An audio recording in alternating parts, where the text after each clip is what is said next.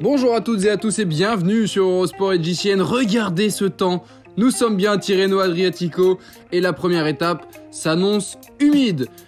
Pour un contre-la-montre individuel, regardez l'échauffement de la Bora Hansgrohe qui pourra compter sur Lennart Kämna, sur Alexander Vlasov ou encore sur Jay Hindley, le vainqueur du dernier Giro. Nasser Bouhanni pour la formation Arca Samsic qui aura évidemment sa carte à jouer plus tard dans la semaine. Lido Di Camaiore, d'habitude, évidemment c'est plutôt le soleil qui règne et un petit peu de chaleur. Eh bien non, pas aujourd'hui, puisqu'il fait vraiment mauvais temps, avec même de la grêle et pas mal de vent.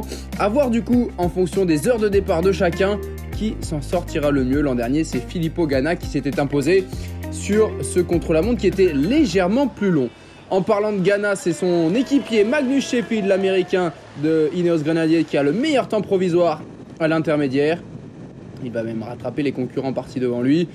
Plus tôt dans la journée, c'est Bruno Armirail, le champion de France, qui avait eu le meilleur temps. Regardez, en 13 minutes et 25 secondes, mais Sheffield va venir détruire ce temps. 12,59, 53 de moyenne dans ces conditions climatiques. Vraiment, Magnus Sheffield qui a fait un énorme chrono. Et Bruno Armirail qui est relégué donc.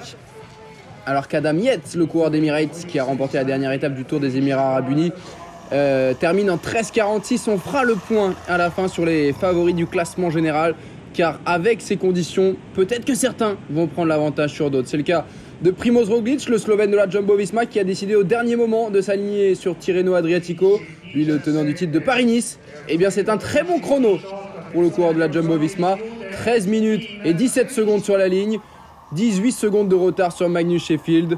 Au passage, Bruno Armirail qui finira finalement 19e de ce chrono. À l'intermédiaire, Brandon McNulty pour la formation Emirati qui est dans les temps de passage et sur la ligne. Ça va jouer avec Magnus Sheffield. Quel américain sera le premier? Eh bien c'est Sheffield qui sera devant McNulty pour 3 secondes. Ah, bel effort en solitaire de Brandon McNulty. Et les temps qui commencent à tomber en même temps que le soleil revient. Et regardez Sheffield qui a eu chaud. 1 à 1, les coureurs passent derrière l'américain. Thymen Arensman également, son équipier au sein de la formation Ineos Grenadier, le néerlandais qui va prendre le 3e temps provisoire en 13 minutes et 7 secondes. Un beau tir groupé de la formation Ineos, alors que Filippo Ganna, le champion d'Italie, n'est pas encore parti. Le tenant du titre, Michael Hepburn pour la formation Jayco Alula, l'Australien qui est un habitué de la piste, on le sait, il est capable de faire des gros chronos. Va-t-il bénéficier d'une belle fenêtre météo pour aller chercher un gros chrono? Et Michael Hepburn qui avait un temps semblable à Sheffield sur la mi-parcours et à la ligne d'arrivée, ça va se jouer pour une poignée de secondes. Hepburn ou Sheffield, qui va s'imposer aujourd'hui? Qui va faire le meilleur temps provisoire en tout cas? Eh bien ce sera Sheffield. Michael Hepburn deuxième à 2 secondes 53 de moyenne, mais le temps intermédiaire d'Hepburn qui va être battu par Lennart Kämna en 5 minutes et 34 secondes. Ah, c'est le même temps, ils sont dans la même seconde. L'Allemand de la Bora Hansgrohe, champion national avec ce casque Specialized si particulier, la fameuse cagoule. Et Lennart Kämna qui réalise un énorme chrono. Le retour a été monstrueux et il sera plus rapide qu'Hepburn, plus rapide que Magnus Sheffield. 12 minutes et 56 secondes sur la ligne. Il est le premier à détrôner Magnus Sheffield. Ah, il reste une poignée de coureurs à s'élancer, dont cet homme Filippo Ganna. Et cette fois-ci, le soleil est revenu complètement. On le voit sur ce magnifique maillot tricolore, vert, blanc et rouge. Lui qui n'est plus champion du monde de la discipline. Mais regardez ce coup de pédale, regardez cette vitesse toujours aussi impressionnant. Le coureur de la formation Ineos Grenadier qui peut aller chercher un joli succès aujourd'hui. Et il passe sous la flamme rouge en 11,24. C'est-à-dire qu'il va avoir 1 minute 30 pour en terminer et faire 1 km. Filippo Ganna qui va complètement abaisser cette marque du chronomètre en moins de 12 minutes et 30 secondes, 12 minutes 28.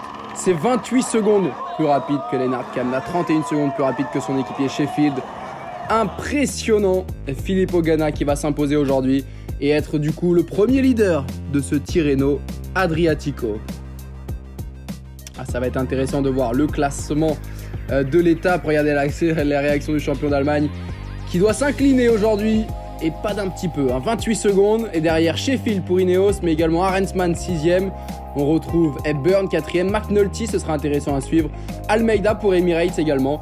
Dans le top 10, au classement général, on va aller chercher d'autres coureurs. Avec Mathieu Van Der Poel, 14ème aujourd'hui à 50 secondes, comme Vlasov, comme Hindley. Bruno Armirail, on l'a dit, est 19ème. Enric Mas, 23ème à 1 minute. Et la déception du jour, enfin il n'a pas fait à bloc, c'est Wout van Aert qui termine plus loin. Wout van Aert qui prend finalement la 45e place à 1 minute et 14 secondes.